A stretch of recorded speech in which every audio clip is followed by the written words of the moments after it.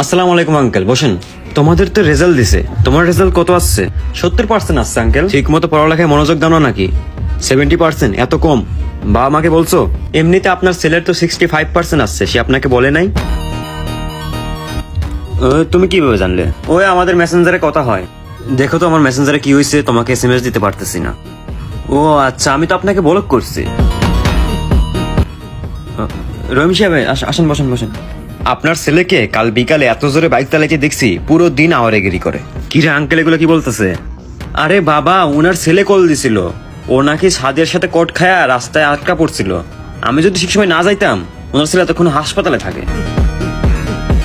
আচ্ছা আচ্ছা, সিশন সাহেব বাদ দেন, আপনি এই খাবার খান। দিন দিন চিকন হয়ে যাচ্ছেছো, বাপমা খাবার টাবার দেয় না নাকি? কি বলবো আঙ্কেল, দুঃখের কথা, কিছু কিছু রিলেটিভ আছে আমাদের বাড়ির খাবার খেয়ে মোটা হয়েছে।